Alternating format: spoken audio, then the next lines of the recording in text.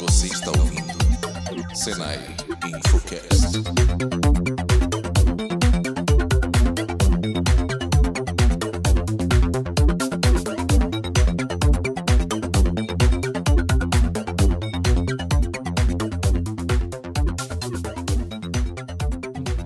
E aí, pessoal, tudo bem?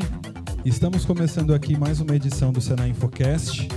Essa é uma edição muito especial, Gabi. Ah, é? Porque pela primeira vez a gente está fazendo o Infocast tendo a participação de uma plateia ao vivo que vai poder nos vaiar, que vai ser difícil cortar na edição, com tanto microfone. Se eu for vaiada, eu vou chorar na pia. Hoje a gente está aqui com os alunos da Escola Senai de Informática que fazem os cursos técnicos de redes de computadores e de desenvolvimento de sistemas. E a gente também trouxe aqui dois convidados. Que não são ilustres dessa vez, né? Porque todo convidado pro Ricardo é ilustre. Aí fica meio... Se você ouvir mais de uma edição, você fala, bom... Fica meio o quê? Meio difícil. Ah. Complicado. Bom, pessoal, para conversar aqui hoje, o assunto... O Ricardo está tão emocionado que ele não falou o assunto. O assunto é início de carreira, especificamente na área de tecnologia. A gente trouxe o Mauro dos Santos, que trabalha na ATEC e que, embora não pareça, olha bem para a cara dele, ele é meu tio. É verdade, gente, eu não estou mentindo, isso é sério. Sou marido da tia, tá? Mas a tia é nova, não é velha, não. Então, o Mauro tem uma longa experiência, né? E Mauro, embora ele seja jovenzinho, ele trabalha bastante tempo na área, vai poder trazer as principais dicas para entrar no mercado e para se desenvolver, né, nesse mercado. Trouxemos também Vitor Cirone, que é gerente de produto numa empresa chamada Scoop, que é muito legal também, que monitora e gerencia redes sociais. Então, assim, para quem é da área do marketing, acho que já ouviu falar, uma empresa muito reconhecida no mercado, que ele já me contou que começou como startup, hoje em dia foi comprada por uma empresa internacional, né? E é bem relevante no mercado. Então, eu quero que vocês se apresentem rapidamente. Mauro, fala de você um minutinho. Valendo. Ok, bom, meu nome é Mauro. Boa tarde a todo mundo. Sou formado em Ciência da Computação na Universidade Federal de São Carlos. Trabalho há 10 anos já na ATEC. A ATEC é uma empresa que desenvolve sistemas para defesa. Então, sistema de controle de tráfego aéreo, o aviãozinho que está voando aí é um sistema da ATEC que está controlando. Sistema de defesa aérea, enfim, sistemas mais voltados para a área militar e de segurança pública. O nosso drone não faz parte desses monitoramentos, né? Vai começar a fazer agora, né? Vocês sabiam que existe curso para dirigir drone? Tipo motorista, habilitação? Tem que ter carta agora, Eu um dia me falaram, quer fazer esse curso? Eu falei, não, só que agora chegou um drone e ninguém sabe dirigir, como vocês puderam perceber. Ele vai passar por cima aqui o drone ou não? Agora não, porque ele é muito barulhento. Ah, bom. Ô, Vitor, fala um pouquinho, então, sobre você. Eu também sou formado em Ciência da Computação. Bom, boa tarde, né, pessoal? Eu sou formado em Ciência da Computação pela USP e comecei minha carreira como desenvolvedor. E lá no começo da carreira, junto com os colegas da faculdade, foi quando a gente montou o Scoop, que é essa ferramenta de monitoramento e gestão de canais sociais nas redes sociais.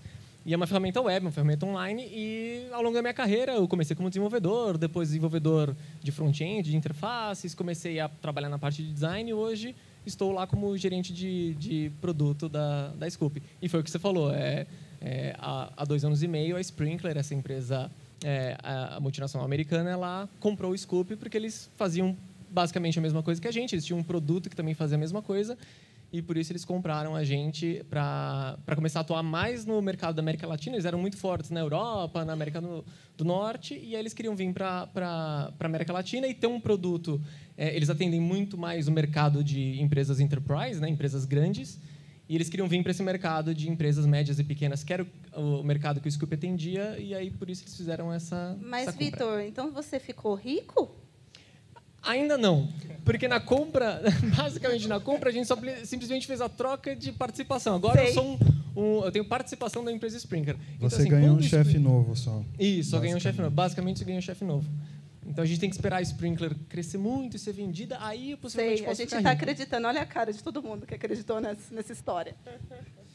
Bom, então, para a gente começar, até para que o pessoal da possa dar aquela boa aquecida, a gente quis começar nosso podcast dessa vez discutindo uma das dúvidas para quem está em início de carreira, que é sobre como que acontece uma entrevista de emprego. E, para isso, a gente achou melhor seguir o grande estilo do Senai, que é o aprender na prática, e a gente gostaria de simular uma entrevista de emprego com alguém de vocês aí, dos nossos ilustríssimos alunos. E se ninguém se voluntariar, a gente vai por votação. Quem Dou-lhe gostaria? uma, dou-lhe duas. Cadê eu? Ouvi eu? Seu nome? Prazer, meu nome é Vitor. Vitor, Mauro, tudo bem? Vitor, sou Vitor também, Xará, prazer. Oh, legal. Então, os charás aí, pode começar. E o meu é com C também. O meu também é com C, então somos Xarás de verdade. Bom, a gente tem aqui uma vaga de Desenvolvedor de software. Isso. Você é da área de software? Sim? Sim.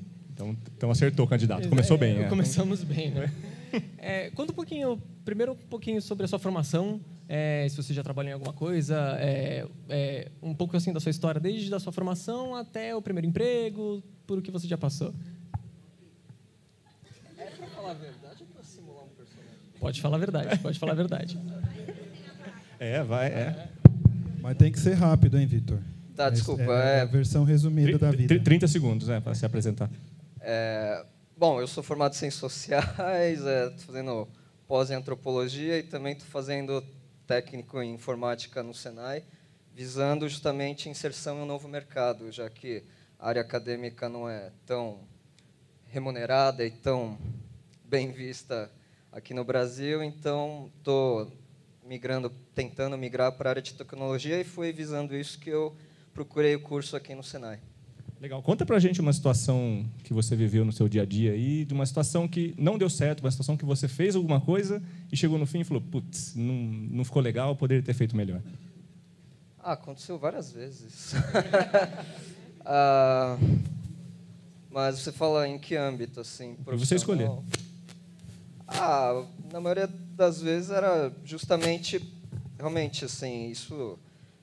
Como sou da área de humanas, acontecia muitas vezes de eu ter pepinos com a parte tecnológica mesmo, assim, não consegui...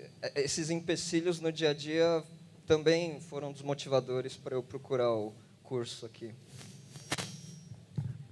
Seria legal também você falar para a gente alguns pontos fortes, pode ser 2 ou 3 pontos fortes seus e 2 ou 3 pontos fracos, assim, da sua personalidade, um pouquinho de você. Pontos fortes, sou comunicativo e proativo. Pontos fracos, muitos momentos eu sou um pouco ansioso, né? E talvez...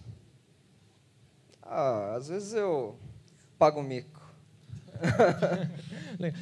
E essa ansiosidade, assim, como é que você tenta trabalhar isso? Como é que você... Creio eu que não seja nenhum problema patológico, não é que eu sou... Mas, assim, o que acontece é que, muitas vezes, por exemplo, tem uma preocupação e, ao invés de, por exemplo, esperar as coisas se desenrolarem para ter uma análise mais fria, eu já tento intervir na hora. Aí, linkando com a pergunta que você fez anteriormente, às vezes isso é aquilo. Você pensa, poxa, eu deveria ter esperado mais um pouco. Mas isso está, com a maturidade, a gente vai... E para finalizar a entrevista, uma pergunta bem técnica. Quantas bolas de golfe você acha que cabem dentro de um ônibus biarticulado? Olha, 17 mil? Ok, 17 mil. Por que você acha? De onde saiu o número? Sem ser a cola ali do colega? Por cola. Eu chutei. Ouvi a voz da consciência, a voz divina. A resposta da entrevista da agora, Gabi, ou não? Não? Não. Ele colou na prova. Tão simpático, menino. Muito obrigado pela participação, Vitor. Obrigada, isso mesmo. Coragem.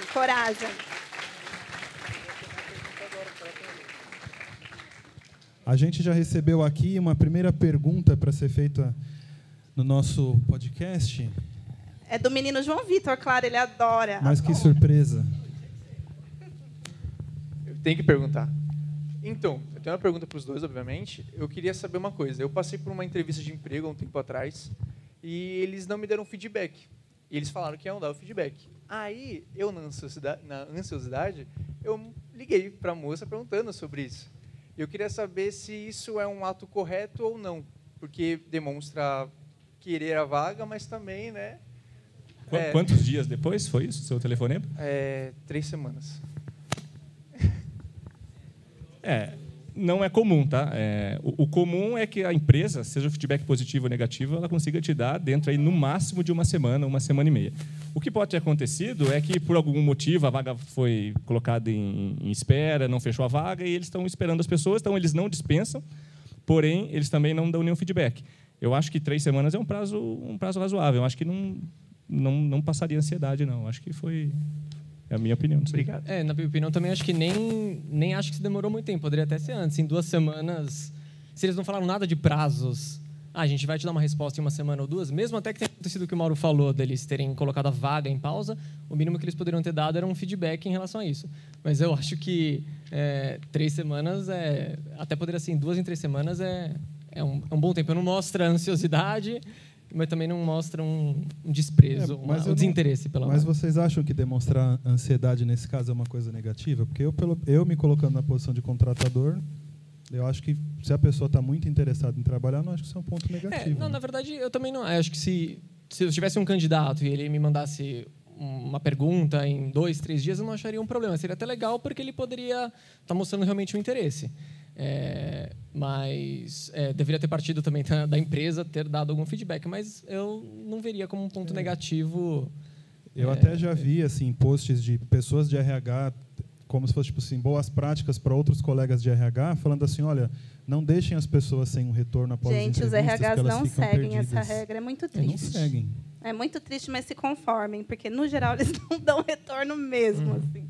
Pelo menos em outras áreas. Se o prazo não foi acordado, aí realmente... Mas, assim, se a empresa fala, daqui 5 dias a gente entra em contato, e você liga em 3, aí pode ser um problema. Então, assim, o seu interesse demasiado pode gerar um certo desconforto. Então, acho que uma saída é a pessoa perguntar ao final da entrevista, Sim. né? Espero quantos dias o seu retorno. Na verdade, uma pergunta boa é quais são os próximos passos do processo, né? Se terão mais entrevistas, tem prova, qual que é o tempo médio aí que vai levar para a contratação, até para acalmar a ansiedade também, né? Que todo mundo fica, não tem jeito.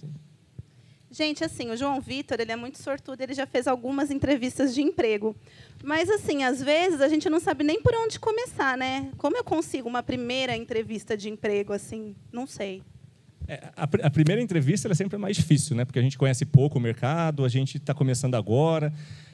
A dica é a seguinte, o famoso networking lá que a gente fala, que assim, dentro da própria escola, então vocês terem contato com pessoas que já se formaram na frente de vocês, aqui do próprio Senai, conversar com eles, porque aí, se a empresa já contratou alguém do Senai, ele tem boas referências. Então, você já entra com alguns pontos na frente, você já é visto de uma maneira com mais carinho, né, pelo RH. Então, uma das alternativas é contato com as pessoas, contato com as empresas das pessoas que já estudaram aqui, estão lá, ou de colegas, enfim.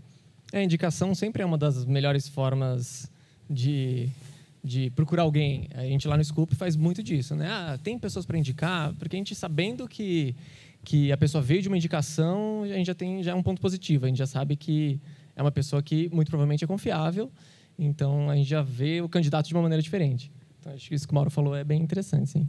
Essa questão da indicação, eu acho que é uma preocupação que geralmente os estudantes não têm, né? Não é tão claro na cabeça das pessoas, de repente ela fazer um investimento muito forte no desenvolvimento mais, digamos assim, técnico, acadêmico, e esquecer de investir um pouco nisso, né?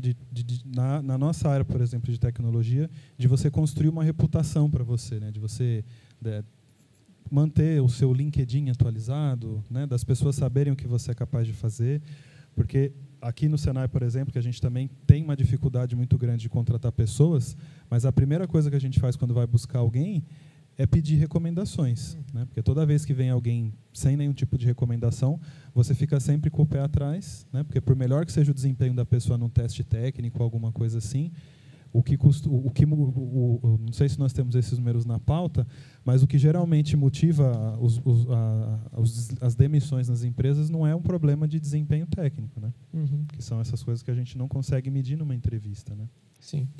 E o legal do networking também você pode fazer participando de comunidades online, por exemplo. Você gosta de programar em Java, então por que não participar de uma comunidade online em Java? Pode ser Facebook, pode ser qualquer tipo de comunidade que você encontrar para se discutir. E aí você conhece o mercado, você conhece pessoas, e aí você também constrói seu networking. Pode, a partir disso, ver vagas de emprego, pedir Porque é isso que eu ia indicação. falar. Eu acho que é meio difícil você ter um networking quando você nunca Sim. trabalhou, né? Sim, sim. Mas o networking ele começa na sala de aula, né? Porque assim, hoje as pessoas que estão estudando juntas, amanhã cada um está numa empresa, cada um está trabalhando num lugar. E o networking, muita gente pensa que networking eu vou lá e troco cartão com alguém e fico conhecido. Na verdade, o networking é o resultado de um trabalho bem feito que você fez, seja na escola ou seja numa oportunidade de estágio. Então, a pessoa te conhece, então as pessoas da tua sala ou as pessoas do teu trabalho te conhecem, e aí começa a construção do networking. Isto é, aqueles que pedem para pôr o nome no trabalho. Não Alguém é uma boa indicaria ideia. aí alguém por uma vaga de trabalho? Não é? Pelo menos na minha época acontecia muito, né? Ai, tá corrido. Bota meu nome aí, amigo. Por favor, Isso exatamente. não funciona muito, então. Se você fizer outro trabalho para a pessoa, aí ajuda, né? Porque... Se você fizer o próximo, né? Mas aqui, por exemplo, né, que os nossos cursos aqui, os alunos, né, vocês são muito estimulados a fazer atividades em grupo, e é uma coisa que a gente sabe que muita gente chega aqui não querendo isso, né, com uma certa aversão por causa de experiências traumáticas, sei lá, no ensino médio e tal. Mas isso é muito comum, porque, por exemplo, aqui vai acontecendo ao longo do curso que um colega ou outro arruma um emprego, e aí daqui a pouco aparece uma vaga lá, provavelmente o chefe daquela pessoa fala, escuta, lá no Senai você não tem ninguém para indicar? Provavelmente a pessoa vai pensar assim, bom, com quem eu já fiz alguma coisa lá no Senai que não vai vir aqui fazer lambança aqui na empresa, né? Você não vai indicar alguém que você sabe que lá no curso costuma ter um comportamento ruim, porque provavelmente quem é um mau aluno vai ser um mau coleguinha de trabalho, né? Vai ser um mau funcionário. Nem né? sempre. Eu fui uma péssima aluna. E eu sou ótima no trabalho, não sou. Brincadeira, não era tão péssima. Mas, gente, para quem vai começar também, eu acho que a próprio montar o currículo, né? Acho que nem só para quem vai começar. Ainda mais hoje em dia, com tanta coisa digital, né? Até vídeo currículo existe. O que vocês acham disso? Como que eu começo a formatar um currículo? É uma prática ainda mandar currículo para as empresas? Como que isso funciona? Bom, pelo menos onde eu trabalho, sim. É comum. E aí a dúvida, eu acho também né? Pô, se eu nunca trabalhei, se eu não tenho experiência nenhuma, o que eu vou escrever lá no currículo, né? O currículo, na verdade, ele é uma apresentação da pessoa, então você não precisa colocar lá o número do título de eleitor, nome da mãe, do pai, esse tipo de informação atualmente é desnecessária. O que eles colocam normalmente no currículo é o objetivo, então o que você pretende, se é uma vaga em desenvolvimento, se é trabalhar numa empresa de grande porte, ou seja lá qual for o seu objetivo, e colocar as experiências. Então, o que as empresas valorizam muito hoje são experiências, mesmo que não profissionais. Então, experiências internacionais ou experiências em empresas, trabalho voluntário, o que fez na universidade, que tipo de projetos participou na universidade, se Aqui foi é curso bolsista. técnico, Mauro. Eles ainda não estão na faculdade. Mas eu vi um monte de laboratório legal lá em cima, hein? Eu vi um monte de laboratório muito legal lá. Então, assim, experiências em geral podem ser colocadas, acho que sem problema nenhum. Então, para a pessoa ver que tipo de coisa, se você é uma pessoa que aprende, que tem predisposição a aprender ou não, acho que é mais nessa linha. Isso que o Mauro está falando, eu acho que é bem bacana, porque muitas vezes a gente, quando está construindo o próprio currículo, não se dá conta de que pequenas realizações que a gente fez, às vezes tem muita relevância para quem está pensando em contratar. Às vezes você era voluntário lá na igreja do seu bairro e você, sei lá, ensinava inglês para as outras pessoas, ou você ajudou a organizar um evento. Esse tipo de coisa já demonstra algum diferencial e que às vezes você, né, não acha que, nem passa pela tua cabeça que essas coisas são relevantes para você citar no currículo, enquanto você não tem uma grande trajetória profissional para descrever. E às vezes isso é o que faz a diferença na hora da contratação. Né? Ele fala, poxa, essa pessoa se preocupou em fazer alguma coisa diferente, mesmo tão jovem assim, olha só essas pequenas coisas que já foram feitas. Né? E você também citou do LinkedIn, uma coisa que eu brinco muito com as pessoas assim a respeito desse tema, é que as pessoas mentem muito no LinkedIn, né? Gente, eu acho o LinkedIn um erro. Todo mundo no LinkedIn parece ser muito maravilhoso, ou na área de tecnologia, às vezes a pessoa, sei lá, ela fez um tutorial na internet sobre uma determinada tecnologia que surgiu, e aí ela já vai lá e acrescenta que ela conhece aquilo. Vocês acham que isso é um problema? Eu acho que isso, sim, é um problema. Mas acho que, no fim das contas, isso vai acabar se percebendo numa entrevista. Eu acho que é legal você, no LinkedIn, você realmente falar os cursos ou coisas que você fez, mas não abraçar isso como uma verdade absoluta. Como uma verdade absoluta. Acho que a honestidade é o melhor caminho mesmo. Você, fiz um curso e no LinkedIn ele tem bastante opções e meios de você explicar exatamente o que você fez, o curso, quanto tempo durou, se ele é um curso técnico, se ele se é muito mais especializado ou não.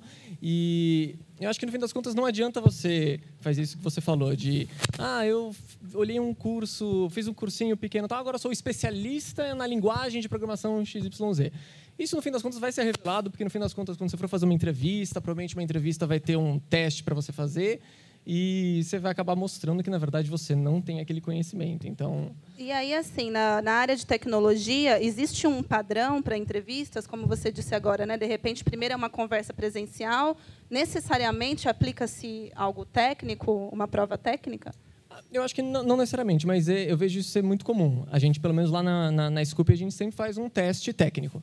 Então, além da entrevista, para conhecer a pessoa, conversar, a gente sempre tem algum teste técnico para a pessoa fazer. Então, no fim das contas, a gente acaba vendo se a pessoa realmente tem um conhecimento em programação ou se, na verdade, ela fez o que o Ricardo falou de não, eu sou bom nessa linguagem, nesse assunto, mas, na verdade, foi fazer o teste e, na verdade, não se revelou bom naquilo. Legal. Eu vou entrar num tema polêmico agora, falando nisso. Vocês dois que estão aqui, né, os três, na verdade, da área de tecnologia, os três têm formação universitária, né? E a gente está justamente numa plateia de pessoas de curso técnico. A gente tem uma realidade aqui no nosso núcleo de desenvolvimento que os melhores desenvolvedores não têm uma faculdade. E como que funciona isso no mercado? O mercado absorve quem só tem o curso técnico. E dois, vocês acham que a universidade é essencial para você ser um bom profissional? E por quê? Não, eu não acho que a universidade é boa para você ser um bom profissional. A universidade ela vai te dar uma bagagem adicional ao que você aprende no técnico, mas isso não vai te dizer se você é um bom profissional ou não. O mercado hoje tem absorvido de uma maneira interessante o pessoal com formação técnica, porque é um pessoal que vem mais preparado mesmo para trabalhar ali, no caso de desenvolvimento de software, por exemplo, é um pessoal que já vem preparado, que já sabe programar em alguma linguagem, que é a necessidade da empresa naquele momento. O que a empresa normalmente faz é incentivar a continuação dos estudos. Então, ok, é técnico, vai continuar como técnico por um tempo, mas a ideia é que a pessoa se desenvolva e faça uma universidade até para o próprio crescimento profissional. Entendeu? Você concorda, Vitor? Sim, concordo sim. Verdade. E essa questão Lá no Scoop, inclusive, a gente já tem pessoas que só fizeram o curso técnico e a gente mesmo incentivou e fazer que nem o Mauro falou, uma universidade ou alguma coisa assim. Tem muito autodidatas também na área, né? A gente vê muito... inclusive, teve um programador que passou por lá que, na verdade, nem o técnico chegou a fazer. Ele não tinha faculdade mesmo. Mas, assim, era uma pessoa super engajada, super proativa e ele era super autodidata, então participava de comunidades, aprendeu a desenvolver sozinho e era um cara excelente, um cara sensacional. Então, acho que, apesar de que nesse caso ele até era um ponto fora da reta, assim, mas eu acho que um pouco do que o Mauro falou. O mercado vem absorvendo, sim, pessoas com uma formação técnica, mas para o próprio crescimento profissional seria legal um caminho para uma universidade ou para seguir a carreira. Já que você tocou nesse ponto polêmico, né? Eu, por exemplo, discordo de que a formação universitária consiga contribuir de fato para melhorar a formação, o desempenho da pessoa enquanto profissional, né? Principalmente todas as pessoas que eu já conheci que já trabalhavam na área antes de entrar de fazer um curso superior na área, ficam muito frustrados na faculdade. Porque eles percebem que tudo que eles estão aprendendo ali, ou eles já sabiam, ou não é relevante para ele poder exercer a profissão, né? Porque muitas vezes o mundo acadêmico vai para uma direção diferente da do mercado. Então, aqui no Senai é muito comum a gente receber pessoas que já têm formação na área de TI e ela vem fazer o curso técnico porque ela não consegue um emprego por não saber fazer as coisas, né? E a formação superior não acha que isso é importante, né? Eu já me desentendi muito com o pessoal do mundo acadêmico, porque, de fato, o papel da universidade não é formar para o mercado de trabalho. Eles não entendem que é isso, então eles não acham que estão deixando de fazer o papel deles, porque eles não acham que esse é o papel da universidade. Né? Mas uma pessoa que saiu do ensino médio, entra no curso superior e vai depender só do que ela vê na faculdade para ela conseguir um emprego, provavelmente ela não vai conseguir, né? Mas esse é um diferencial exatamente de quem faz o técnico, né? Então, o que você falou tem sentido. Porque a universidade ela vai te dar uma outra bagagem que é um foco diferente do técnico. Então, o técnico ele prepara muito para o mercado mesmo, para as atividades do dia a dia. Aprender uma linguagem de programação, esse tipo de coisa. Agora, vou dar um exemplo. A gente tem uma situação lá onde eu tenho uma câmera instalada debaixo de um helicóptero e eu preciso de um algoritmo que mantenha a câmera alinhada, independente do movimento do helicóptero. Isso é matemática pura. E aí o curso técnico ele não fornece esse tipo de conhecimento, que é fornecido na universidade. Embora a gente lá, quando está fazendo universidade, cálculo 1, cálculo 2, geometria, não sei o quê, isso é muito chato, mas para uma situação dessa mais complexa, aí eu acho que faria diferença sim. Essas situações mais complexas elas são menos comuns. Eu concordo que, dependendo do curso que a pessoa faz, ele até tem essa bagagem, mas eu vejo que tem uma certa banalização hoje do ensino superior, né? Principalmente com esse crescimento dos tecnólogos, que ele acaba não conseguindo preencher essa lacuna também, né? Porque o tecnólogo talvez seja uma tentativa de ser uma formação superior um pouquinho mais aplicada, né? Mas que ainda assim, eu acho que quem vai fazer um curso superior na área de TI e não tem conhecimento anterior, não consegue atuar na área. Eu concordo contigo. E aí, João Vitor, você tem mais alguma pergunta? E pessoas além do João Vitor, alguém quer perguntar aí do que a gente falou até agora? Vou levar para você que faltou um microfone. Assim, do ponto de vista da empresa, você falou de curso técnico, de graduação, do ponto de vista da empresa. A gente está fazendo curso técnico. De repente, você chega na empresa e sabe bem mais do que alguém que é graduado, tal, por conta dessa experiência que a gente consegue aqui no Senai. A empresa ela valoriza mais quem? O cara que tem a graduação, mas, de repente, não tem tanto esse conhecimento técnico, ou o cara que tem o técnico, mas não é graduado, não tem o nível superior ainda?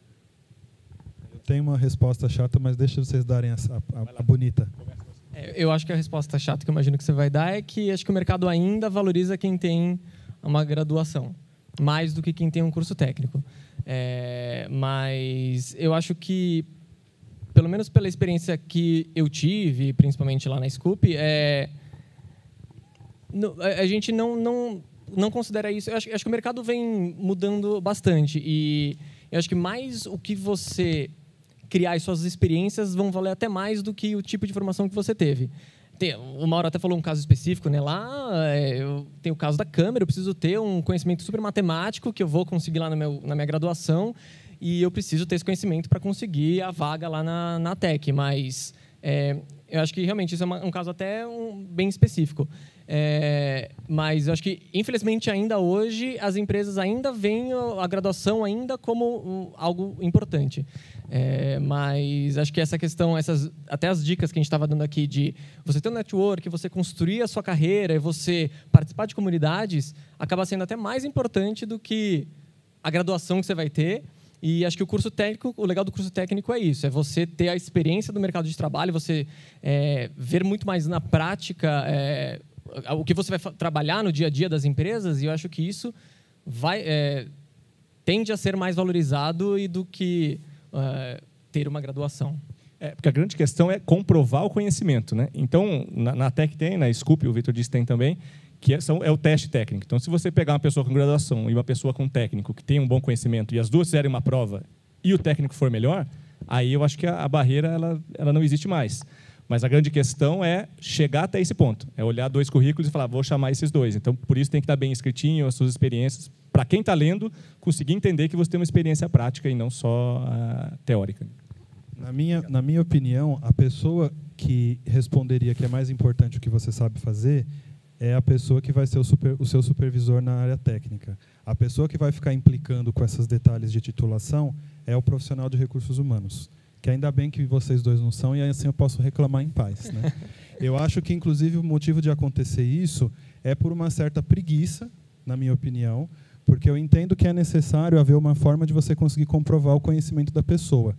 E aí é muito fácil você fazer um checklist e falar assim, bom, tem graduação? Tem, entendeu? Resolvido o meu problema, agora a área técnica que se vire para fazer a etapa final. Para uma pessoa que não é técnica de recursos, uma pessoa de recursos humanos que não é da área de tecnologia, é mais difícil, talvez seja até um pouco subjetivo, ela conseguir avaliar o conhecimento das pessoas. Mas eu acho que deveria ser investido um pouco de esforço em tentar fazer isso, De alguma maneira, a gente tentar medir, avaliar as capacidades da pessoa sem simplesmente ficar acreditando no documento, né? No título. Então, além dessa questão técnica, o que a gente tem ouvido muito falar, né, em todas as mídias, em todos os lugares, são as tais soft skills, né? O Bona adora. Cadê o Bona? O Bona adora essa palavrinha. Ele sempre quer que nossos cursos tenham muitos soft skills. Acordo aí, Chique né? essa palavra, né? Eu fui procurar o que era quando você me mandou. Olha que chique, nem você sabia. Diz que o mercado procura muito quem tem uma boa comunicação, quem tem pensamento crítico, liderança, atitude positiva, trabalho em equipe, ética de trabalho. Bonito, né? O que vocês pensam sobre isso tudo aí que o pessoal está falando de soft skills? Acho que é muito relevante, porque, querendo ou não, é um pouco do que o Ricardo falou, né?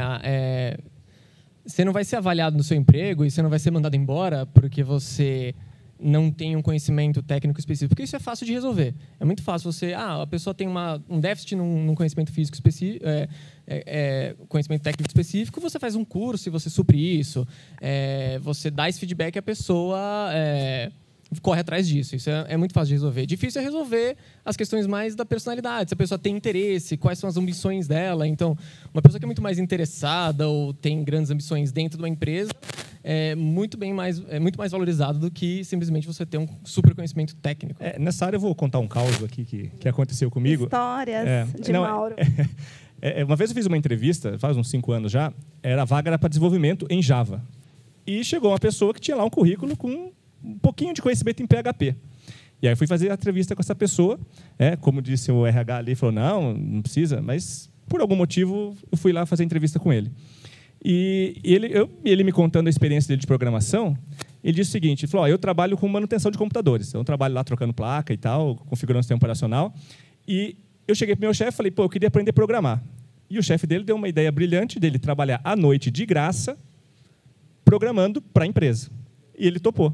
É um curso, né? É um curso. A hora que ele me contou isso, acabou a entrevista. Porque assim, a tal da soft skill, assim, essa pessoa trabalhava o dia inteiro, no final do dia, ela jantava, voltava para a empresa para aprender a programar. Então, assim, ela estava muito afim. Então, assim, essa pessoa, se ela trabalhar aqui 8 horas por dia, trabalhando, programando com o que ela quer, então, assim, ele demonstrou uma soft skill aí, que é uma vontade de aprender e vontade de crescer absurda.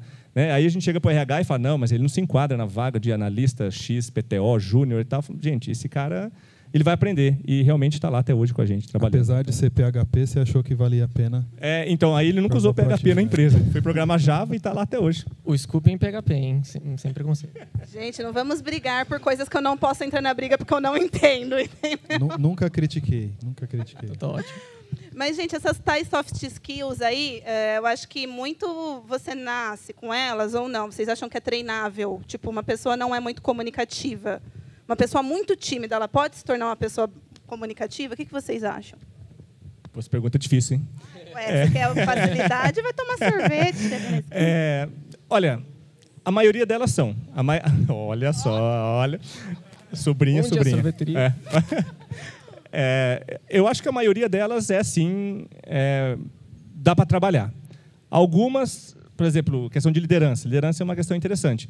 Tem pessoas que não querem, não gostam e não têm aptidão e reconhecem que não tem. Então, aí fica mais complicado.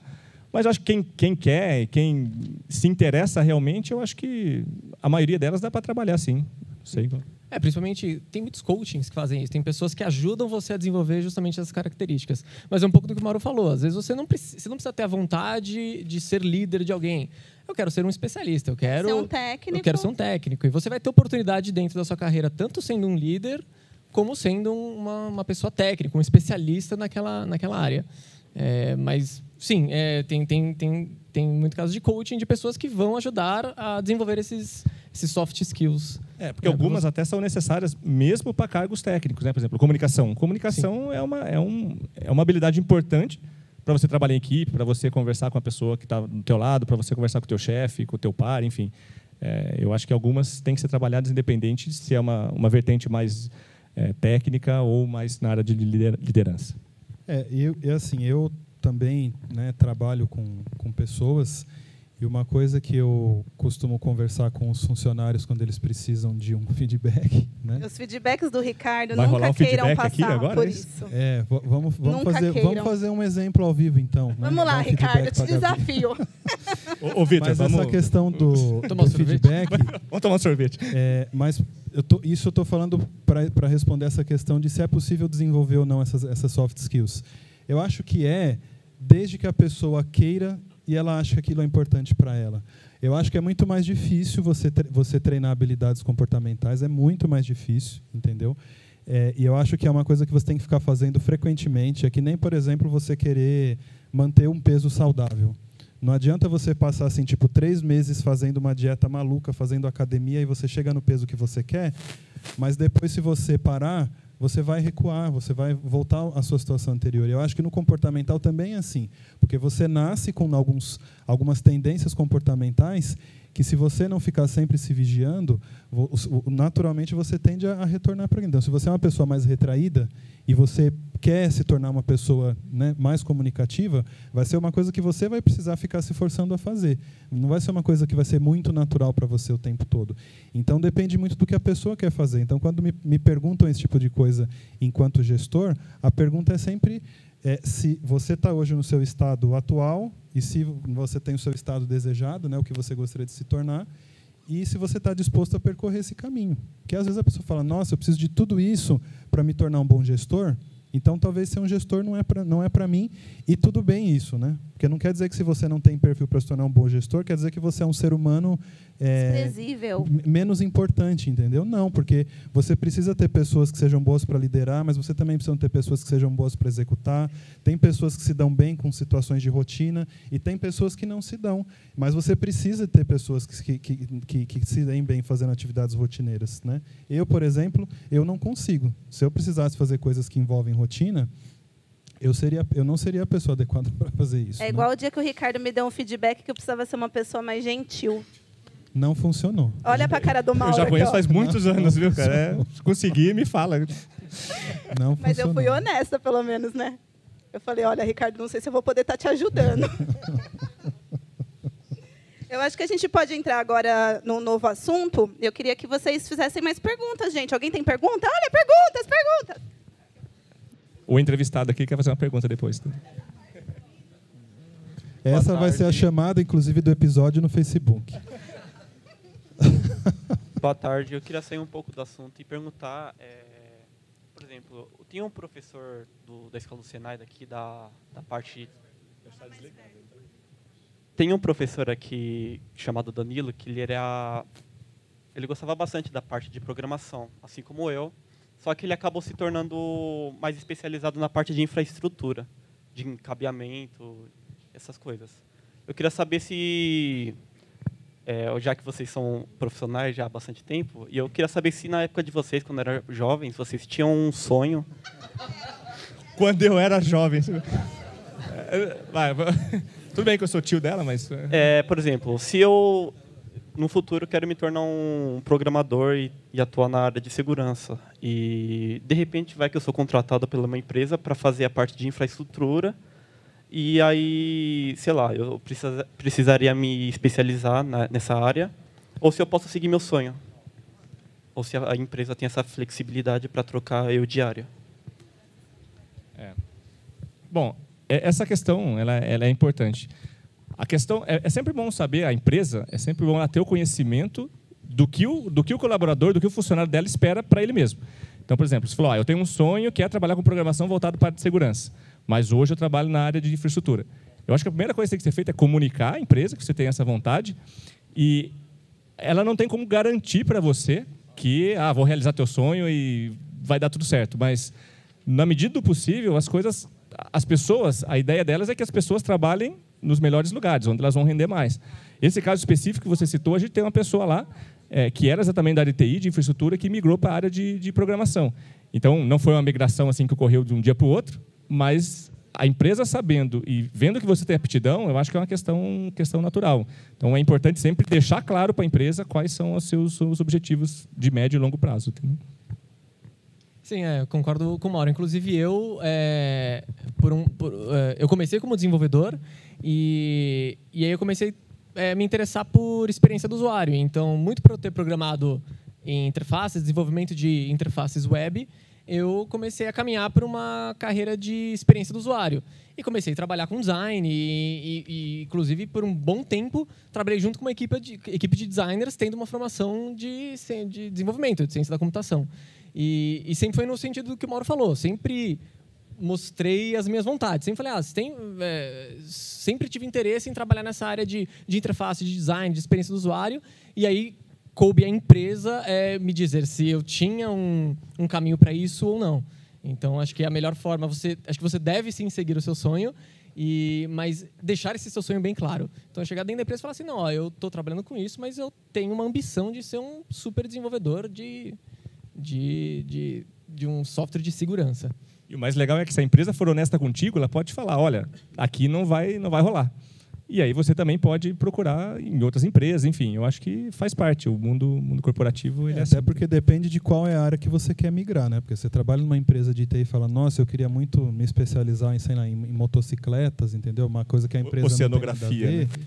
É diferente, mas é comum que as empresas grandes, o próprio departamento de RH tenha canais para recolocar as pessoas em departamentos diferentes, né? Tinha mais uma pergunta? Eu sei que é estranho perguntar, mas tipo, vocês acham que uma pessoa que ela é mais fechada, uma pessoa mais tímida, ela quer seguir na carreira de tecnologia? Você acha que ela deve focar mais no aperfeiçoamento técnico dela, ou você acha que ela deve focar mais nessa parada de soft skills, de ser mais comunicativa com os outros?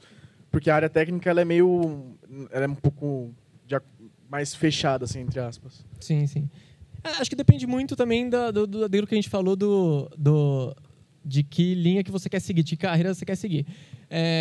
A gente tem... A maioria dos desenvolvedores lá realmente são mais tímidos. A gente vê esse perfil a gente que trabalha com desenvolvimento e a gente vê que tem esse perfil de mais tímido, mais fechado. E eu acho que, assim...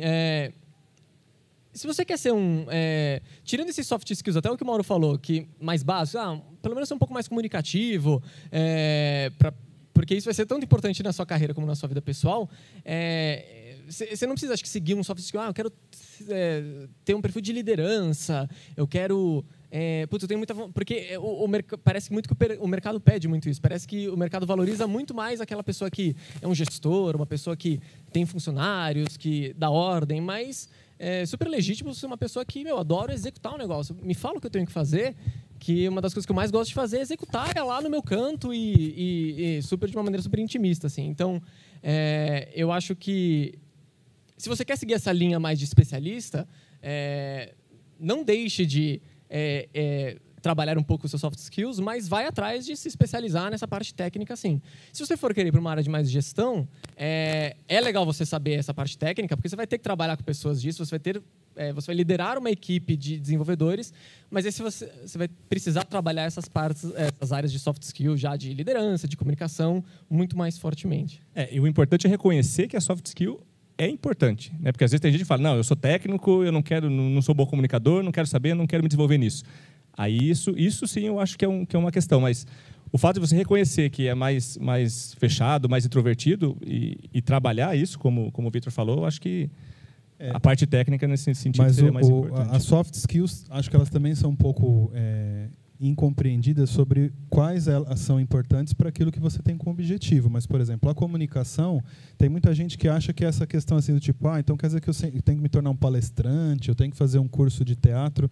Não é exatamente isso, mas porque mesmo você sendo uma pessoa técnica, se você não for capaz de, numa reunião de trabalho, você defender o seu ponto de vista, e às vezes é um posicionamento técnico, muitas vezes alguém que está falando alguma coisa que tem menos consistência do que você, mas se ela tiver mais uma argumentação mais firme do que a sua, provavelmente o argumento dela vai sobrepor o seu. É o que a gente tem uma frase que a gente brinca que é assim: fale bobagem, mas fale com convicção, né? Porque às vezes a sua ideia é a melhor, só que você é a pessoa que fala baixo, que quando você está falando, todo o seu corpo está assim, demonstrando que parece que você tem muita dúvida do que você está falando, então ninguém vai te levar a sério. hoje em dia tem uma porção de técnicas, por exemplo, o design thinking tenta neutralizar um pouco essas coisas, com aquelas, né, para tentar dar um pouco, equilibrar um pouco essa diferença que tem de como as pessoas se posicionam nas reuniões, mas ainda é muito comum você ver numa reunião a decisão que está sendo tomada não é a melhor, porque a pessoa que está percebendo um problema na decisão que está sendo tomada, ou ela tem vergonha de falar, ou ela não consegue contra-argumentar com relação a outra pessoa que está, né, falando bobagem, com mais convicção que ela, né? Quem é o próximo a perguntar? Boa tarde. Voltando um pouco a respeito de entrevistas, né, currículo, vocês já viram situações, ou até mesmo currículos, que estava escrito alguma coisa que, em vez de aproximar o entrevistador, né, chamar a atenção, afasta? Né? Viram coisas assim, por exemplo, em entrevista, que as pessoas, que às vezes falaram alguma coisa, que às vezes você ficou meio assim de, né, continuar a conversa, ou afastou o entrevistador? Eu tenho um caso que, por incrível que pareça, a primeira coisa que ela falou na entrevista foi: antes de começar, eu só queria deixar claro que eu não gosto de trabalhar em equipe, meu negócio é ficar sentado na mesa e não quero que ninguém fale comigo. A entrevista começou assim, falei, bom, então vamos começar pela entrevista, então eu não vou falar contigo, né? Mas existe sim, no próprio currículo, às vezes as pessoas colocam experiências lá que você olha, por exemplo, aconteceu um problema, mas tinha um fulano lá que não se responsabilizou e eu que não ia me responsabilizar por aquilo, então jogou a culpa num outro cara. Então, isso escrito até em currículo, às vezes falado em entrevista, isso aí é péssimo, né? Porque assim, os problemas vão acontecer e quando acontecer, o que se espera é que a pessoa se responsabilize, assuma e resolva, né? Até para não cometer de novo. Né? Comigo não chegou a acontecer algo parecido com o que o Mauro falou, mas acho que não demonstrar um mínimo de interesse, acho que é uma coisa que complica muito. Então, você está procurando um profissional lá que vai trabalhar na sua empresa e você quer que a pessoa tenha super vontade de trabalhar lá. Você não tem que também esperar que a pessoa seja uma pessoa que vai torcer e querer se vangloriar e querer vangloriar a sua empresa e falar que é o melhor lugar do mundo para trabalhar. Mas um mínimo de interesse. Então, uma pessoa totalmente desinteressada ou que demonstra qualquer tipo de pouca vontade de estar onde ela está naquele momento, eu acho que é o que faz com que a gente não queira conduzir mais uma entrevista. E o mais sutil, assim, às vezes a pessoa vai fazer entrevista e nem sabe o que a empresa faz. Então, assim, a primeira coisa vai fazer uma entrevista? Entra no site, lê lá, vê que tipo de coisa que ela faz. Porque uma vez a gente perguntou também, você conhece a Tec? Não, nunca ouvi falar. Isso já aconteceu. Isso ok, a Tec não é uma empresa conhecida assim, do mercado, mas por que você está vindo trabalhar aqui? Exatamente, né? Você está aqui por quê? Então, assim, o mínimo, sabe o nome da empresa que você vai, entra lá no site, busca, vê os produtos que ela oferece, vê como é que você pode contribuir, porque uma pergunta que eles fazem também é como você pode contribuir para a empresa crescer e tal. Então, assim, vai pensando e por que você gostaria de estar lá, né?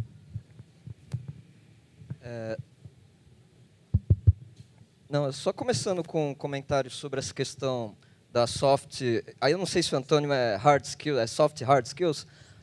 Então, tem um amigo meu, ele disse que uma coisa muito negativa, ruim da cultura brasileira é o fato de preza muito pela questão do status, assim como o diretor Ricardo falou sobre como que o RH, às vezes, atrapalha a própria ao invés de ajudar, atrapalha. Porque, assim, uma coisa interessante que ele me disse que ocorre nos Estados Unidos às vezes, o gestor ele ganha menos que o técnico. Aí, só que o que acontece no Brasil? Associou-se a ideia de o gestor é o cara com mais status, logo ele obrigatoriamente tem que ganhar bem, e aí acontece uma coisa ruim dentro das empresas brasileiras, que às vezes, o dono, o CEO, ou mesmo, às vezes é uma pessoa só, o chefe da empresa, o dono, ele escolhe um cara para o cargo de gestão não pelas soft skills, mas pela questão, eu confio nesse cara. E, assim, isso acaba sendo ruim para a empresa, tóxico, porque, às vezes, ele coloca um cara que não tinha habilidade nenhuma, só porque ele confia, entre aspas, é o cara de confiança. Isso é um comentário. Agora, eu queria só 2 perguntas pontuais. 2? Rapidinho. A primeira é bem pontual, porque, assim, no mundo de TI, assim, tem muitas certificações. E aquilo, por exemplo, em Linux, etc. e tal. Em termos de currículo, O que é melhor? Eu correr atrás de várias certificações ou ainda compensa investir num canudo de faculdade, assim? Porque, em termos de tempo, demora. A segunda pergunta é mais voltada para o meu caso. Assim. Meu currículo é muito voltado para a área de humanas. E assim, eu tenho só o técnico em TI. Assim, e eu estou com 30 anos. Né? Velho. Eu ainda tenho chance no mercado? Né? Bom, só um adendo aí, você tinha falado que o mercado brasileiro valoriza mais o gestor e diz que o gestor tem que ganhar mais do que o técnico. Isso vem mudando, tá? Eu não sei a opinião do Vitor, mas assim, na TEC, por exemplo, isso já da Embraer, a TEC é do grupo Embraer, isso deixou de ser verdade já, porque assim, o gestor ele simplesmente tem uma responsabilidade diferente do técnico. Ele tem uma responsabilidade diferente, o técnico tem a responsabilidade dele, mas isso não quer dizer... É muito comum técnicos ganharem mais do que gestores, isso no mercado brasileiro mesmo. Tá? Sobre certificações ou nível superior, é aquela conversa que a gente estava no começo ali. Né? O nível superior ele vai te dar um embasamento mais teórico em relação a algumas coisas. A certificação é muito prática. Então, do ponto de vista de empregabilidade, mais assim, a curto prazo, eu acredito que certificação é um caminho bacana. Mas pensando a médio prazo, aí a indicação, assim, além das certificações, é investir também em um curso superior para te dar uma bagagem que uma certificação não dá, por exemplo. Acho que o Mauro falou tudo, na verdade. E tem muito disso. A gente pelo menos lá na Scoop, não pautava... apesar da gente a grande parte das empresas você tem que fazer uma entrevista com o RH primeiro e supostamente depois você vai fazer a entrevista com o seu líder técnico, pelo menos lá na Scoop é muito comum isso, acho que até principalmente em startups, empresas pequenas, menores, você vai fazer uma entrevista diretamente com o seu líder técnico. O RH vai ser só um suporte que vai estar lá. Então, eu acho que esse preconceito da graduação, de você ter uma universidade versus cursos técnicos, acho que ela até acaba aí, porque o líder técnico vai estar diretamente falando com você, vai estar diretamente te entrevistando, e aí ele vai ter mais capacidade de ver que aqueles cursos técnicos versus uma universidade vão ser mais efetivos na vaga lá que você está se candidatando. E ainda assim, só sobre esse tema que você falou da confiança, Vitor, eu só não gosto muito não sei se é essa a visão que você tem, mas me pareceu que você considera que haver uma indicação baseada na confiança é um problema. Eu acho que é importantíssimo. Eu acho que se as pessoas que trabalham juntas, principalmente na alta liderança das empresas, não há confiança, as coisas não funcionam. É óbvio que se esse for o único elemento e a pessoa... Né, eu confio muito na pessoa que eu trouxe, mas ela é muito incapacitada para fazer a função, ok, né, vai ser uma tragédia do mesmo jeito. Mas eu acho que a ausência de confiança nas relações de trabalho é um dos problemas para tudo não dar certo. Né? Se você for pensar essas startups que surgem e depois se tornam grandes empresas, é porque os fundadores se confiam muito uns nos outros. Entendeu? É importante que a confiança, normalmente, ela não é gratuita. Né? A confiança ela deriva de habilidades que você reconhece naquela pessoa. Então, isso também é um ponto interessante. Nem toda indicação, ou eu trabalho e levo sempre 2 ou 3 pessoas comigo, isso não é necessariamente ruim, até porque você é responsável por entregar o resultado. Então, se você não entregar o resultado para uma empresa, eles vão te cobrar. Você trouxe esses caras, mas ninguém faz nada. Então, é você que está lá na berlinda também. Entendeu? A minha situação é bem parecida com a dele. Eu fui jornalista por vários anos, só estou mudando de área agora, e eu também estou perto dos 30. Eu queria saber, o fato de eu ter vindo de uma área totalmente diferente e o fato de eu já ser mais velho do que a maioria das pessoas que vai tentar a vaga, isso vai me atrapalhar na hora de conseguir estágio, emprego? Do meu ponto de vista, não. Eu acho que não, e assim, até é interessante você ter tomado essa decisão, e isso revela muitas soft skills aí que a gente está falando, né? Uhum. Que é a vontade de renovar, a vontade de aprender outras coisas. Então, assim, não vejo isso como impeditivo, não. Acho que não é um problema, realmente não é um problema, não. Com certeza você vai concorrer com vários candidatos que vão ser mais jovens, esses candidatos vão já ter começado sua carreira em TI, então você vai estar disputando com esse tipo de pessoa, mas assim, eu acho que isso não é um problema. Tem oportunidade e tem situação para todo tipo de pessoa. E até o que o Mauro falou, o fato de você ter um background até mais de de jornalismo, comunicação, pode te dar oportunidade dentro de uma empresa e você ser valorizado por isso. Acho que isso até tem que ser colocado no seu currículo, você tem que comunicar isso e mostrar que como isso pode beneficiar você dentro daquela empresa e naquela sua carreira. Eu quero te dizer uma coisa. Falou em jornalismo, você é meu bicho, você. que eu sei. Nesse Bauru. E você foi muito inteligente nessa escolha, entendeu? Porque a gente sabe que a nossa área é uma área muito difícil. Então, e a gente sempre conversa muito no Infocast, né? Mesmo ele contou um pouquinho aqui da parte de UX, que eu acho que um jornalista pode ser um UX muito bom pelas habilidades que a gente já desenvolve por formação. Só que se a gente continuar querendo escrever revista, entendeu? A Abril está aí para mostrar que não vai funcionar. Então, eu acho que foi uma decisão, uma boa decisão. Mas parabéns. o mercado de fake news não está em plena expansão para jornalistas? Hoje. Não são jornalistas que escrevem fake news, né, Ricardo? Tem mais pergunta? A minha pergunta é assim, Aonde? vocês já fizeram alguma entrevista virtualmente? Como que essas entrevistas funcionam? E o que nós não devemos Acho que não está dando para ouvir sua voz aí no microfone. Como vocês já fizeram entrevistas virtualmente e como elas funcionam? E o que nós não devemos fazer, assim, o que é errado de fazer nessas entrevistas? Mauro, você consegue responder? Porque eu vou ser sincero, eu nunca fiz uma entrevista de emprego. Eu sou sócio fundador da empresa. Eu já entrevistei muita gente, mas ser entrevistado nunca fui. Então, nunca fiz uma entrevista virtual na vida. Mas a pergunta é se ele fez ou se ele já entrevistou alguém virtualmente? Se ele já entrevistou. Não, virtualmente, nunca entrevistei uma pessoa virtualmente. Mas eu tenho amigos que já fizeram entrevistas virtuais e assim, me pareceu assim, uma condução como se fosse uma entrevista pessoal. Não teve nenhuma diferença de uma entrevista em pessoa e é virtual. Tem que usar terno, gravata, em casa, de da chinelo? barriga para cima, pelo menos.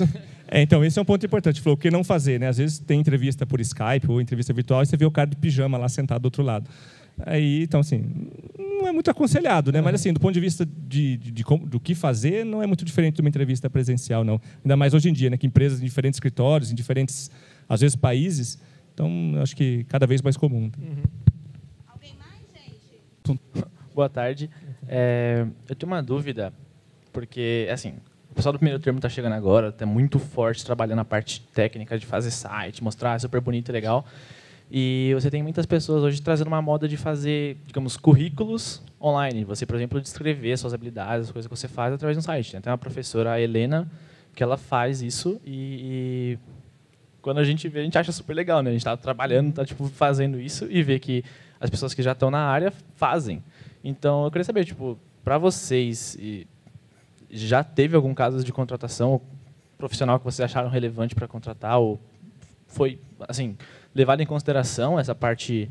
Porque, assim, você mostrar prática no currículo é um pouco difícil, porque você vai escrever e a pessoa vai ter que acreditar. Tem aquela coisa do LinkedIn que você mente muito fácil. Mas você fazer realmente lá um site para você, não tem ninguém que vai chegar e fazer, faz um site para ninguém aqui. Você tem que fazer para você e você demonstra a sua habilidade.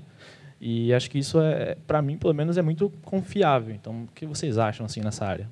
Eu acho que isso é muito importante. Lá, pelo menos lá que a gente trabalha com tecnologia web, a gente vai contratar um front-end nada mais do que eu vi o currículo dele online e ele ter feito um belíssimo currículo online, um front-end impecável. Eu acho que isso é muito, muito mais importante do que o seu currículo escrito.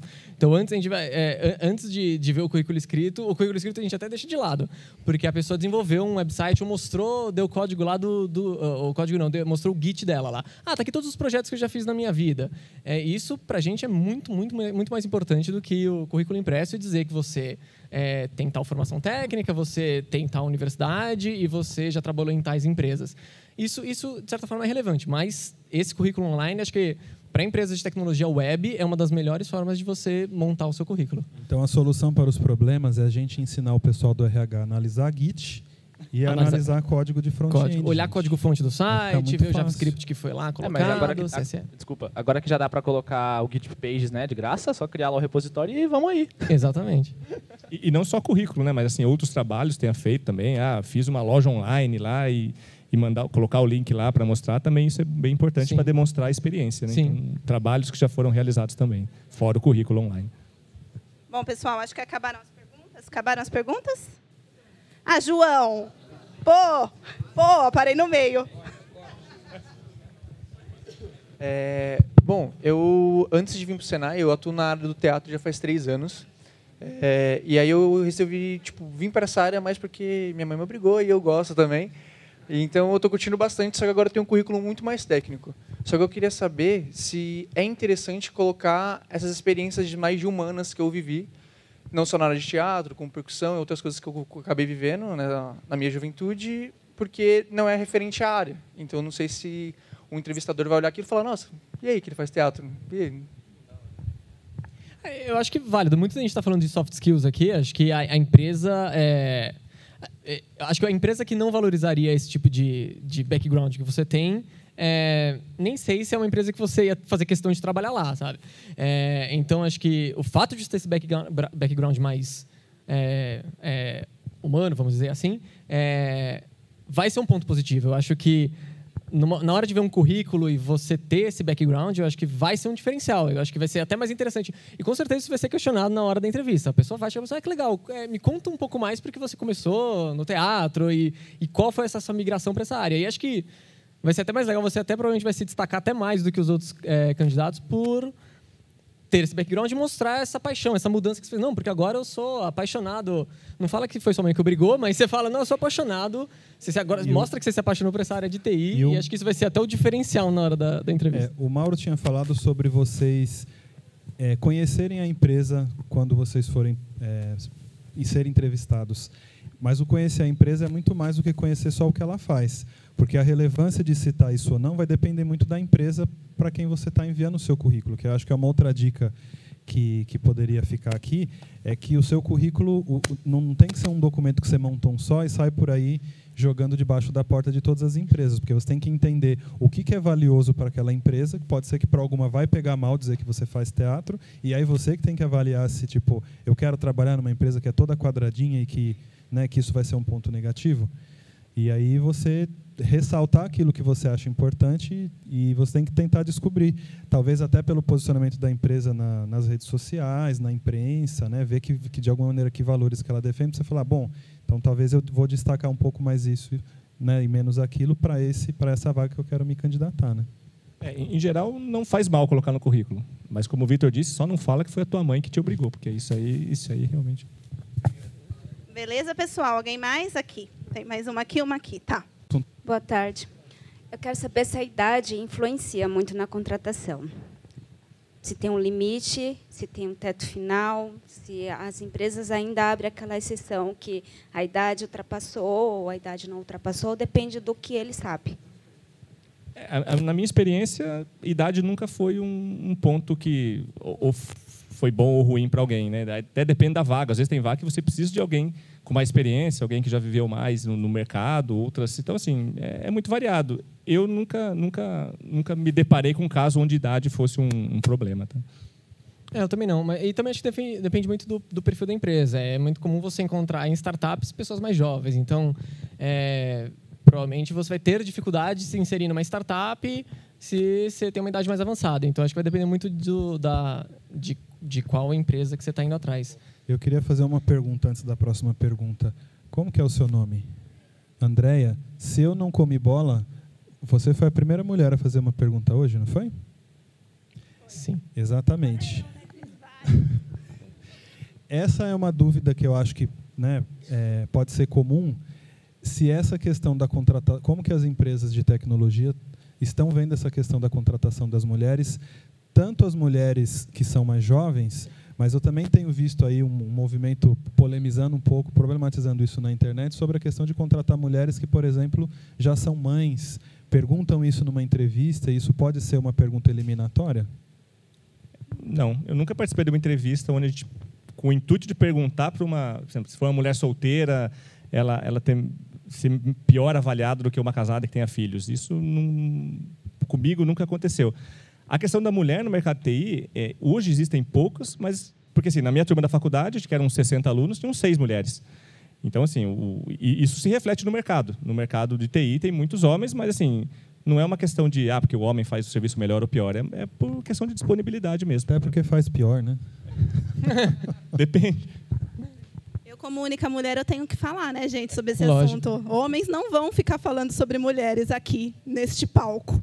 Ia lá, Dani. Na verdade, eu acho que a questão das mulheres na tecnologia é muito estrutural, né? Porque se você, desde criança, você não faz uma mulher acreditar que ela pode trabalhar com matemática, que ela pode trabalhar com engenharia e que ela pode trabalhar, porque, sim, acho que até hoje muitas mulheres não sabem que elas podem trabalhar fora, né?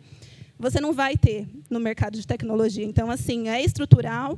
Quando eu estava lá para decidir minha faculdade, nem passou pela minha cabeça fazer áreas de exatas. Eu não tinha muita afinidade, mas eu acho que quem tem acaba ficando. Eu lembro que em economia, dentre as engenharias, a engenharia de produção, né? Sempre tem uma questão do que é feminino, como se para atuar na carreira você precisa usar alguma coisa que não o cérebro, né? Mas então eu acho que tem que ser sim um cultural. Eu acho que pessoas como você, que até, né, tem mais idade, as meninas que estão aqui, não deve ser fácil um dia a dia de sala de aula com tantos homens e só vocês mulheres. Então acho que é uma resistência, na verdade. Acho bem legal vocês estarem aqui. Parabéns. Sim. Tem até uma curiosidade, porque a minha sogra fez ciência da computação na USP, que nem eu. Só que quando eu fiz, foi que nem o Mauro. Eram 50 alunos, 4 mulheres. Quando ela fez, era o inverso. Eram 40 mulheres e 10 homens. Mas acho que muito porque o curso naquela época era um curso novo e a mulher teve muito mais interesse de ir atrás disso. Só que, como tudo na nossa sociedade, o homem foi lá e aí o mercado predominou os homens nessa área. Mas é justamente isso que você falou. Eu já tinha ouvido essa história que o Bona contava, mas achei que fosse mentira, né? Que na época que ele fez faculdade, há muitos anos atrás, né?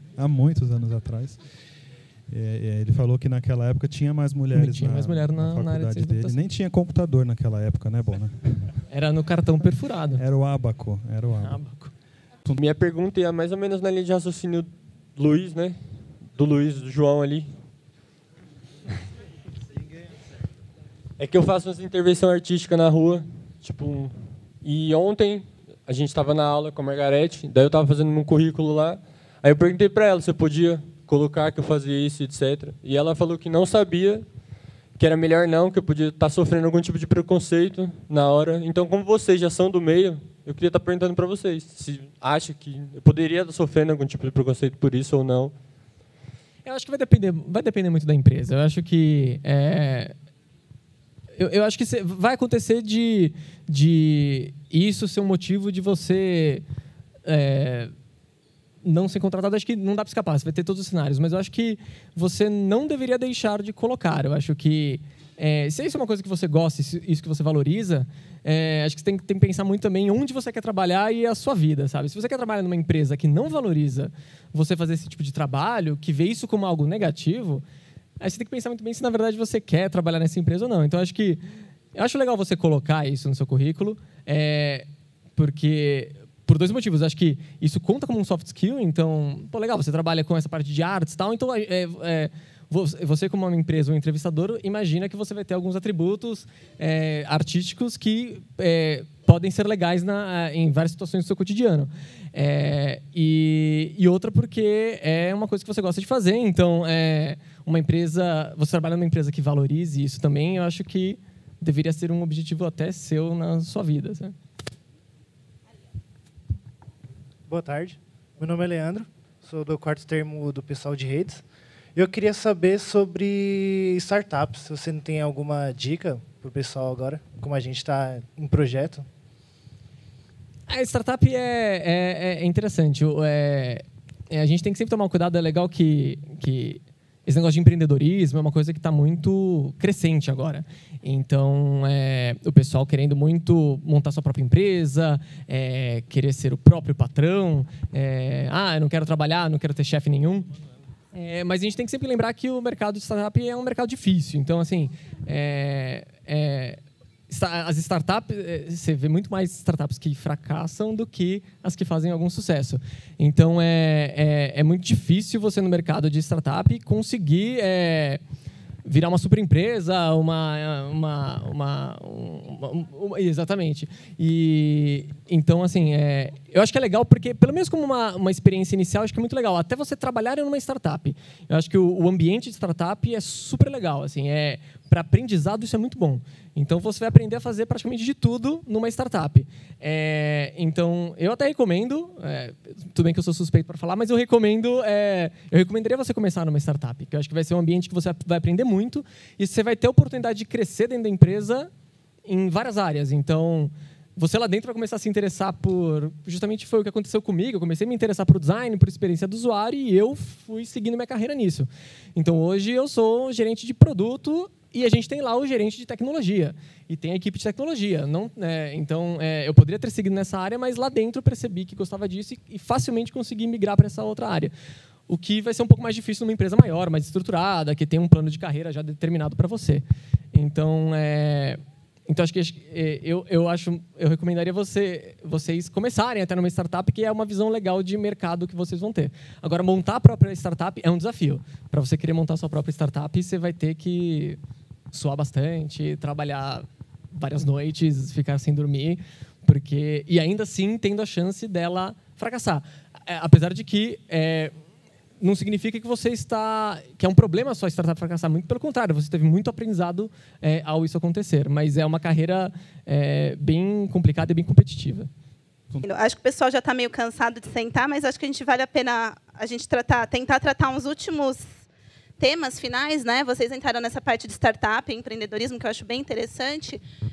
Mas como que vocês estão vendo o mercado de tecnologia no Brasil hoje? Porque a gente vê muito, né, falar desses gaps, que não consegue contratar profissional, que tem um monte de vaga sobrando no mercado. É isso mesmo? Por que isso está acontecendo? Porque senão a gente pode resolver, porque tem muitas pessoas legais aqui para contratar. Pois é. Acho que tem um pouco disso, das pessoas quererem montar o seu próprio negócio. Eu acho que isso eu venho ouvindo bastante. A gente vê a questão de faltar... mão de obra, um gap de mão de obra na área de TI, né? Exatamente. É engraçado, apesar de a gente falar de momento de crise e tal, a gente vê muita vaga de tecnologia e as pessoas tendo dificuldade. Você conversa com outras pessoas falando, nossa, eu tenho dificuldade de contratar uma pessoa porque não encontro. Peço indicação, a pessoa não tem uma indicação.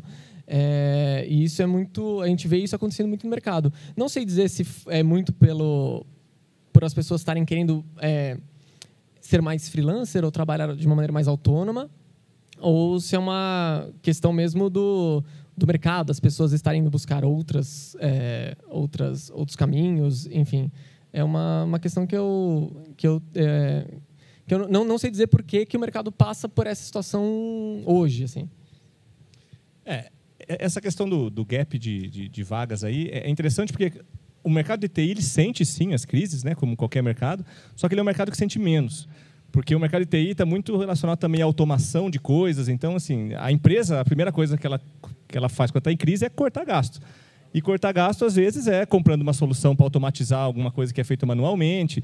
Então, isso se deve muito... acho que essa questão da área de TI está sempre aquecida, né? Então, vagas sempre vão existir. Então, para certificações, pessoas certificadas, pessoas têm conhecimento técnico, universitário, enfim. Tem bastante vaga para tudo. É só digitar lá, ver no LinkedIn, lá, vagas para desenvolvedor de software, por exemplo, vocês vão passar a noite inteira mandando currículo. Bom, então nossos alunos saíram empregados. Depende deles. E, para finalizar, acho que a gente pode finalizar com esse assunto. Eu sei, por exemplo, que você, Mauro, sempre teve uma expectativa aí de morar fora, né, de trabalhar com tecnologia fora. Conheço muitos profissionais da área de tecnologia que foram embora do Brasil. Como que funciona essa migração? É tão fácil assim? Vale a pena nossos alunos pensarem nessa possibilidade? Olha, trabalhar no exterior, no primeiro momento, é tudo maravilhoso, né? Pô, vou trabalhar fora, legal pra caramba, vou sair do Brasil, que o país está ruim, política e tal. Mas quando a gente sai lá fora, a situação é bem diferente. Primeiro porque a gente vai ser sempre um estrangeiro, a gente vai ser sempre o outro, vamos dizer assim. Se tiver uma oportunidade aqui e eu tenho um local e um estrangeiro, normalmente é o local que vai acabar ocupando. Então, assim, esse não é um preconceito, mas assim, não estão errados, né, de valorizar a mão de obra local ali. Então, assim, é difícil, você tem que querer muito mesmo. E na área de TI, especificamente, eu acho que o mercado brasileiro ele é aquecido o suficiente para absorver mão de obra qualificada. Eu acho que, assim, se você tem interesse em se qualificar, em ser um bom profissional da área de TI, eu acho que a questão do exterior é por uma questão de vida mesmo. Se você tiver isso como sonho de vida, eu quero morar fora, quero ter essa experiência, é legal. Mas não é por uma questão financeira ou por uma questão de vagas. Eu acho que o Brasil ele acomoda bem isso. Legal, Vitor. Não, concordo plenamente. Mas acho que oportunidade tem bastante fora também. Acho que o mercado brasileiro é até muito bem visto na parte de desenvolvimento. Então, conheço várias pessoas, e principalmente lá no Scoop, de pessoas que saíram para trabalhar fora. Então, isso é muito comum. Então, é o que o Mauro falou. Se você tem como uma pretensão na sua vida, eu quero morar fora, eu quero morar no exterior, oportunidade você vai encontrar, sim. E o mercado de desenvolvedores do Brasil é muito bem visto lá fora, sim. O pessoal vem muito atrás de desenvolvedores aqui. Mas é o que o Mauro falou, se você não tem essa ambição, você não precisa seguir para isso. Não considere isso como uma forma de... A única forma. A única forma. Tem muita oportunidade aqui no Brasil, no mercado Essa questão brasileiro. da valorização do brasileiro é porque assim, a gente acaba fazendo tudo, né? Então, assim, a gente como desenvolvedor é muito versátil, você consegue resolver problemas que às vezes, a priori, nem era para você resolver, mas você acaba resolvendo, e isso fora do Brasil é muito valorizado, porque lá fora não, lá fora cada um faz o que tem que fazer e ok, né? Então, a gente que tem essa versatilidade, desenvolve back-end, front-end, e banco de dados, e se aparecer para fazer teste aqui, eu vou fazer também. Então, isso é muito valorizado e é por isso que o brasileiro é bem visto no mercado de TI lá fora. Legal, pessoal. Tem mais alguma dúvida para a gente poder encerrar? Não, aqui. Surgiu mais uma. Eu acho que essa pergunta não é só relacionada com o mercado de tecnologia, mas relacionada com o mercado em geral. Eu vejo muitas vagas de emprego que eles requerem muita coisa, às vezes tecnologia muito avançada ou muito atrasada, aí você vai se candidatar, você não tem quase metade do que eles estão pedindo.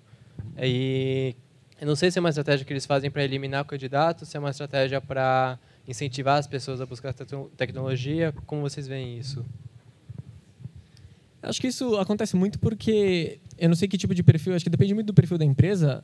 Acho que é muito por uma questão de que me soa uma questão de eles não têm oportunidade para contratar vários funcionários, várias pessoas da técnica, então ele quer encontrar uma pessoa versátil, que faz de tudo. Então, eu acho que é muito mais para tentar encontrar... vai que a gente consegue um cara que consegue trabalhar em todo esse leque de tarefas aqui, e se a gente encontrar esse cara, perfeito, e aí ele está na minha empresa, mas...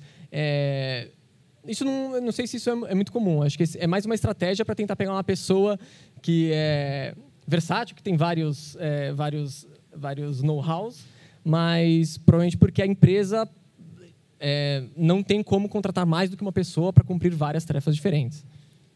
E tem a situação, às vezes, que a empresa ela coloca o perfil exato do que ela precisaria para um projeto específico. Aí eu preciso de conhecimento nas ferramentas A, B, C, D, E. E isso é muito difícil de encontrar. Então, a questão, às vezes, as pessoas se intimidam em se candidatar à vaga, porque falam, eu não sei nem metade disso. Mas, às vezes, vale a pena, porque a pessoa fala, não vamos encontrar ninguém que saiba isso tudo. E vamos, então, começar a olhar os currículos que chegaram aqui. Então, assim, a dica é não se intimide, não. Assim, se você tiver lá uma vaga e você acha, eu tenho 50% das qualificações aqui, manda, o não você já tem, né? Na melhor das hipóteses, vai ser um sim no final. É bom você deixar o trabalho de te eliminar para o pessoal de RH, né? Exato. Você não precisa fazer isso antecipadamente, né? Antes do pessoal de RH. Cadê? Ai, ligou. Oi. Eu queria perguntar se vocês sabem alguma coisa sobre a carreira técnica no âmbito militar. Vocês sabem alguma coisa sobre isso? Acho que o Mauro consegue falar um pouco melhor. A Tec ela trabalha essencialmente no âmbito militar, né? Nós não somos militares, ninguém lá é militar. Aliás, alguns poucos são. Mas, assim, nas forças, você pode fazer uma engenharia, por exemplo, e se alistar lá para uma força. Então, por exemplo, a Força Aérea, existem engenheiros na Força Aérea, existem engenheiros no Exército, engenheiros da Marinha, enfim, desenvolvendo aplicações específicas para aquele meio. Então, normalmente, você ou faz um colégio militar e entra, ou faz uma faculdade qualquer e entra por outros meios na força, através de concursos ou de alistamentos. Mas, por exemplo, muitos sistemas hoje são desenvolvidos dentro das forças por desenvolvedores militares que têm formação ou no ITA ou formações em outros lugares que acabam migrando no final para a área militar. Calma aí. Eu estou vendo que o pessoal está cansado. Eu vou deixar o Lucas fazer a última pergunta, tá, Lucas? Então, fiquem tranquilos, cansados, vocês já vão embora. Bom, já que a gente está tratando de carreira e essas coisas do tipo, é uma pergunta mais específica. Mas eu ouvi do meu professor hoje de manhã, ele falando sobre assim, eu estava fazendo um projeto que envolve back-end, front-end, um monte de coisa. Aí ele comentou assim, tem alguma hora que esgota, né? Você já sabe, tipo, um pouco mais do back-end, sabe fazer o front-end, sabe a parte do mobile, beleza? Aí ele citou uma coisa sobre saber testes unitários, é uma coisa bem específica. Mas, assim, no mercado, eu já vi pessoas falando comigo que saber, às vezes, essa coisa de automatizar teste, um monte de coisa, é um separador, sabe? De você passar para, tipo, você é um júnior para um pleno para um sênior, que seja. É muito relevante, assim? Tipo, vocês veem isso acontecendo com frequência ou não? A última vaga que a gente fechou lá foi porque a pessoa sabia teste automatizado. Então, assim, é realmente um diferencial. Por quê? De novo, porque economiza uma pessoa. Então, eu não preciso de alguém lá sentado fazendo teste. Eu automatizo aquilo tudo, aperto um botão, deixo rodando o sistema testando à noite. Então, assim, para as empresas é economia também de recursos e acelera os projetos, né? Então, é sim um diferencial. Gente, legal. Quero agradecer a todos vocês. Obrigada por participar bastante. A gente pode fazer outras edições nesse formato. Se vocês sugerirem os temas, fica mais fácil, né, da gente atender as expectativas de vocês. Então, eu convido vocês. O Mário, cadê o Mário? Mário! Ele vai passar nas salas, passando um contato para vocês poderem compartilhar com a gente. Vamos aplicar uma pesquisinha também aí ao longo da semana para vocês falarem, foi cansativo, não foi muito legal, aquela menina fala muito, ela é chata, o diretor é um mala. E aí, beleza, respondam. São super legais, né? E aí eu acho que os entrevistados podem ficar aqui um pouquinho, caso vocês tenham alguma dúvida que não foi respondida. Aí vocês vêm aqui conversar com eles esses últimos minutinhos, tá legal? Então é isso aí, pessoal. Isso aí, pessoal. Se inscreva no nosso canal, né? Ouçam o Infocast.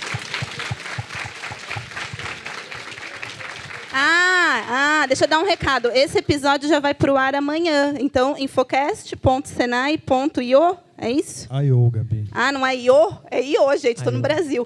I.O. Aí vocês conseguem ouvir já esse episódio com a participação de vocês. Compartilhem e ouçam os outros também, que vai virar prova. Tchau, gente. É isso obrigada. Aí, pessoal. Obrigado. Obrigada, Mauro. Obrigada, Vitor. Obrigado a você.